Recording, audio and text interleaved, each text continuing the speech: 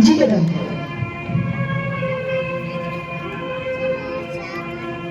पिताश्री, आपकी आज्ञा से मैं राम आपकी सेवा में उपस्थित हूं। मेरे लिए क्या देश है?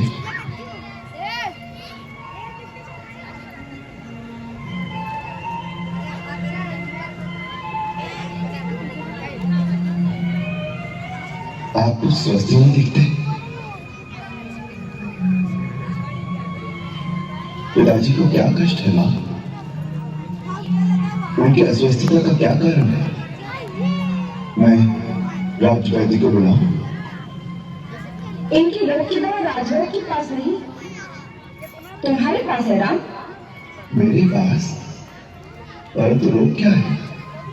तुम्हारा मोह, तुम्हारा स्नेह, जिसके कारण आज ये सूर्यवंश की कीर्ति को कलंक लगाने के लिए तैयार है। माता, मुझे क्षमा करें। पिताश्री के लिए आपके श्रीमुख से वचन उचित नहीं। मेरे पिता जैसा धीर और वीर पुरुष आज इस धरती पर दूसरा कोई नहीं है। वो गुणों के भंडार और सत्यवादी है, जिनकी कीर्ति आज तीनों लोकों में फैली हुई है। वो अपने इस सेवक के मुंह में ऐसा कोई कार्य नहीं कर सकते जिससे सूर्यवंश की कीर्ति को धक्का लगे। वही तो कर रहे हैं तुम्हारे धीर और वीर पिताश्री। मुझे विश्वास नहीं। पिताश्री, आप जैसे नरसिंह को इस प्रकार की व्याकुलता शोभा नहीं देती। आप निसंकोच मुझसे अपने हृदय की बात कहिए। यदि पुत्रवत नहीं तो मित्रवत ही कहिए। आप ही ने तो कहा था, राम तुम मेरे मित्र हो, मैं अपने प्राण देकर के आपको दुख दूर करूंगा।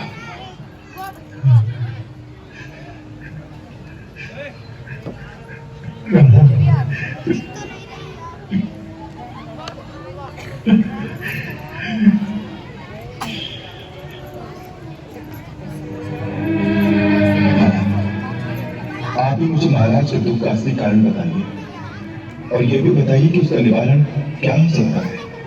मैंने कहा ना, यदि तुम चाहो तो इनके रोग का निवारण हो सकता है। माता, आपको ये शंका क्यों है कि मैं पिता की आज्ञा का पालन नहीं करूंगा? बात ही ऐसी है। मां, जिस राम को आपने बचपन से अपनी गोद में पाला है, आप उसी राम पर संदेह कर रही हैं? मैंने अवश्य कोई घोर अपराध किया है, जिसके कारण मेरे पिता मुझसे बात नहीं करते। मेरी माता मुझ पर संदेह कर रही है। नहीं, ये तो मैं जानती हूँ कि तू सत्य वचन से हटने वाला नहीं, परंतु क्या मां? आप केवल संकेत कर दें तो मैं आपके चरणों के लिए अपनी चमड़ी के जूते बनवाता। पिता की भांति आपका भी उतना ही अधिकार है मुझ पर, इसलिए यदि वो नहीं कहते तो उनकी ओर से आप ही कहिए। मैं क्या करूं जिससे आपको संतोष हो? तुम कहते हो तो मैं बता देती हूँ। तुम्हारे पिताश्री ने मुझे 2 वर दिए थे और कहा था, जब जी चाहे मांग लेना। आज मैंने अपने वो 2 वर मांग लिए। अब यदि वो मेरे वर मानते हैं तो पुत्र का मोह रास्ते में आता है, यदि नहीं मानते तो धर्म और सत्य पर कलंक लगता है। ये बेचारे इसी धर्म संकट में पड़ गए हैं। तुम्हारे संकोचवश तुमसे कह नहीं पा रहे। वो 2 वर क्या है माता? पहला ये है कि तुम्हारी जगह भरत का राज्याभिषेक, और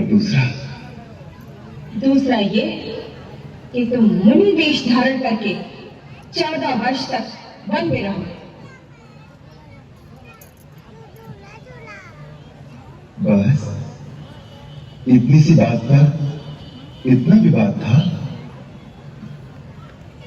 ये तो बड़ी प्रसन्नता की बात है मां कि मुझे माता और पिता दोनों के वचनों को पालन करने का ऐसा अवसर मिला जो किसी पुत्र को बड़े भाग्य से मिलता है। भारत को राज्य देने के लिए तो मुझे किसी की आज्ञा की आवश्यकता नहीं। उस जैसे भाई को तो मैं राज्य स्वयं प्रसन्नता से दे दूंगा। रहा वनगमन तो लगता है मेरे कोई पुण्य जाग उठे जो आपकी आज्ञा से मुझे वहां जाने का अवसर मिल रहा है जहां ऐसे ऐसे महान ऋषियों और मुनियों के दर्शन कर सकूंगा जिनका तेज तीनों लोगों को प्रकाशित कर सकता है।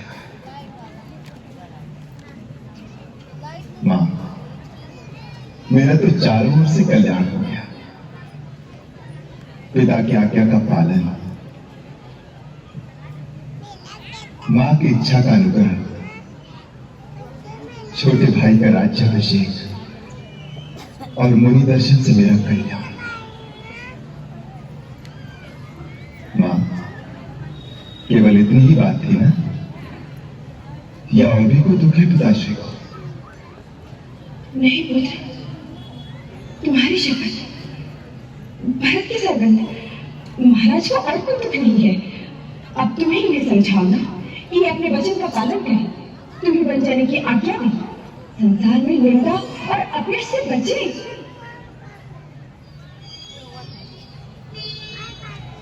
पिताश्री, मैंने आपका मनोरथ जान लिया है।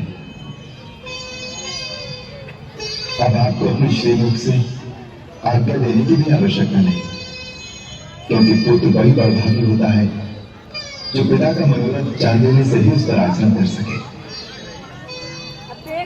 परंतु मुझे दुख इस बात का है कि केवल इतनी सी बात के लिए आपने अपने मन को इतना भारी पीड़ा पहुंचा। इसका अर्थ है कि आपको मुझ पर पूर्ण विश्वास है या आपको मेरे सेवक धर्म पर शंका है। पिताश्री, मुझे आशीर्वाद दीजिए कि मैं अपने आचरण से फिर आपका पूर्ण विश्वास पा सकूं। अब आप प्रसन्न चित्त से मुझे बन जाने की आज्ञा दीजिए ताकि मैं आपके वचनों की पूर्ति करके, आपके धर्म की रक्षा करके अपना जीवन धन्य कर लूं।